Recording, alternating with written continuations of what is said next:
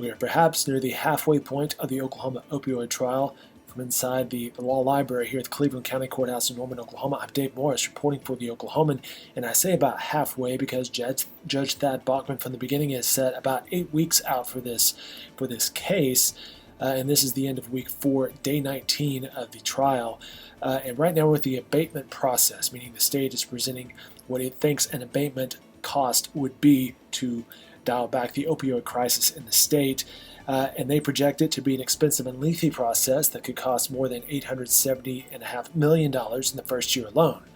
On the witness stand yesterday and today is Jessica Hawkins. She's the Senior Director of Prevention Services for the Oklahoma Department of Mental Health and Substance Abuse Services.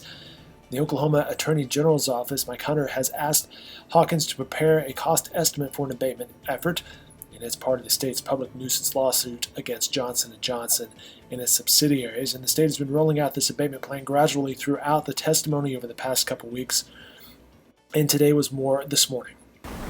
And can you explain to the court how the cost to develop and maintain 60 specialty courts was arrived at?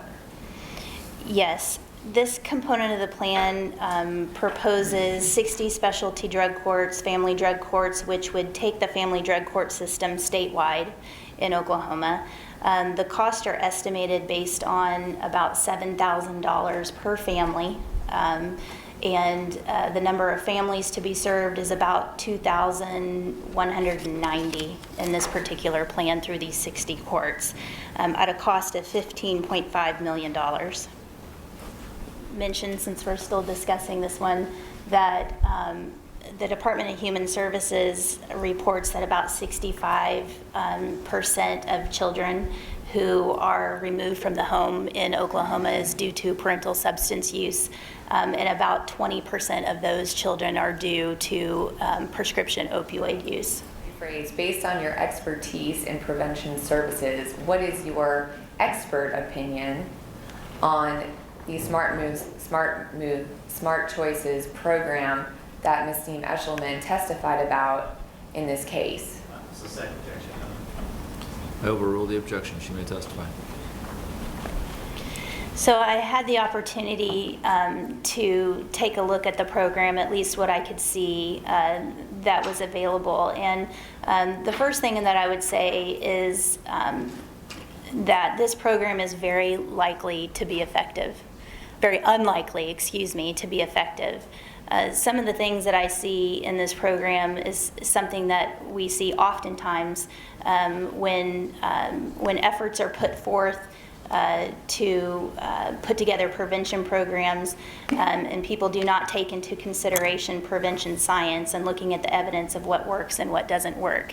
In school-based prevention programming and generally in working with adolescents, and young people in order to prevent substance use, there are certain elements that have to be required in those programming, and they were not present in this program. So this program relies heavily, almost entirely, on knowledge improvement, and what we know is that knowledge and education alone is absolutely insufficient to change behavior, particularly with young people. So simply telling a young person that something will cause a certain event is not going to change behavior.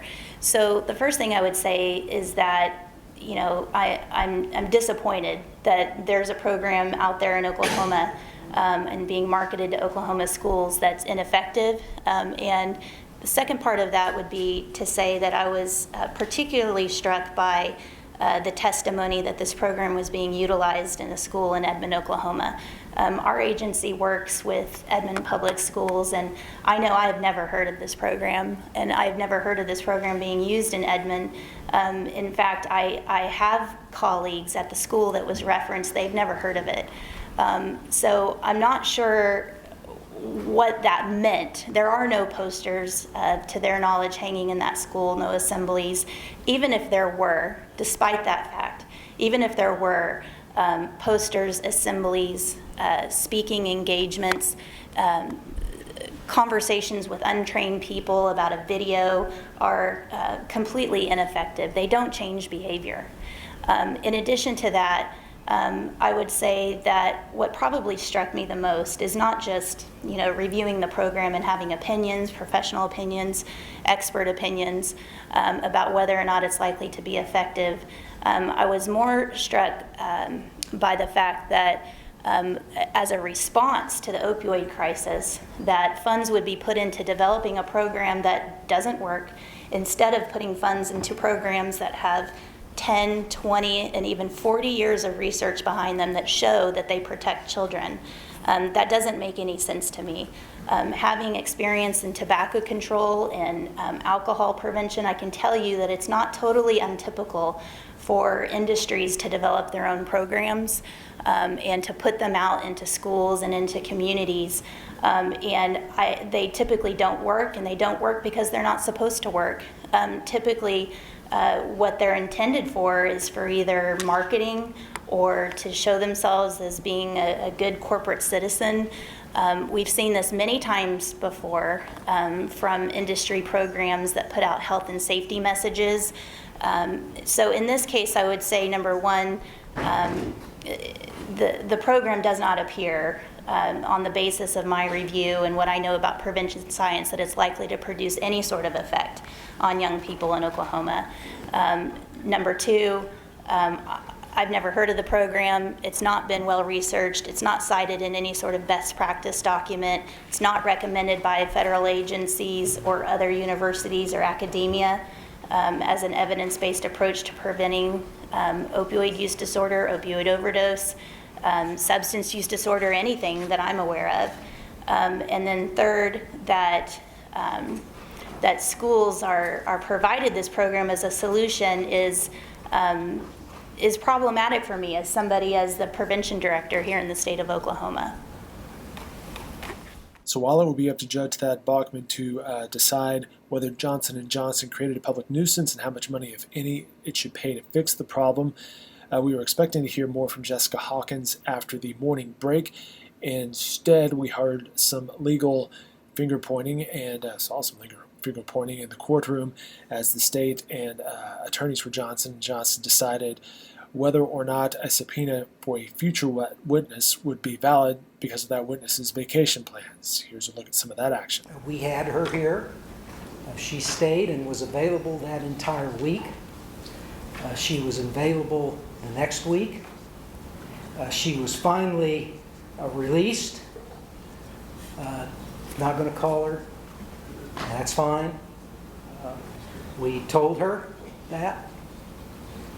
I did not hear any more about it until I got a text from Mr. Whitten at the break yesterday evening saying they wanted her for Monday.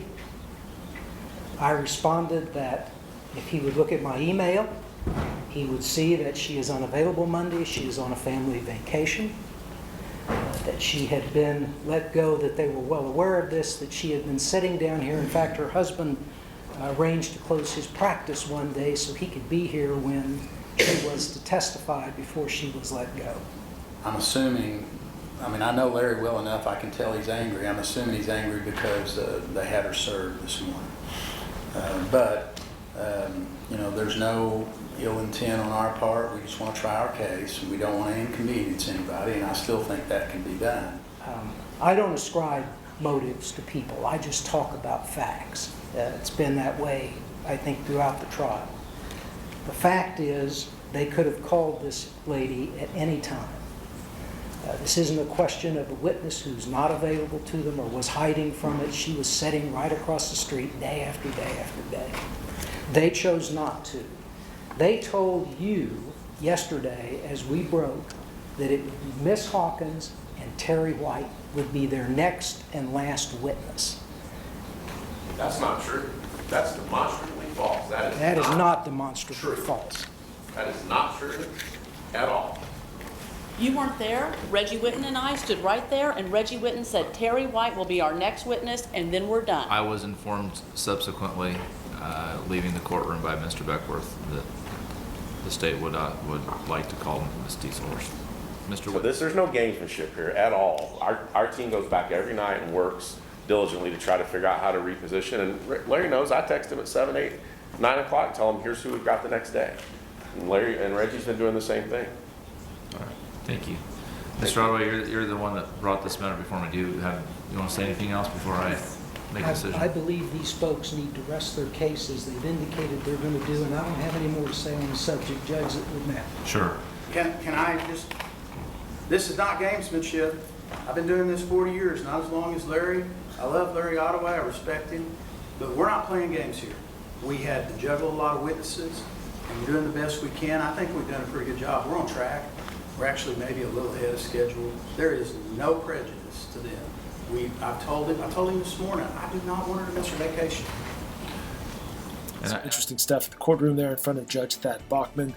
The court is expected to resume this afternoon. The state will probably have Monday and Tuesday before it wraps up its presentation and we get to the defense side of things. Reporting from the Law Library here in Cleveland County Courthouse for the Oklahoman, I'm Dave Morris. And again, you can watch live coverage online at oklahoman.com.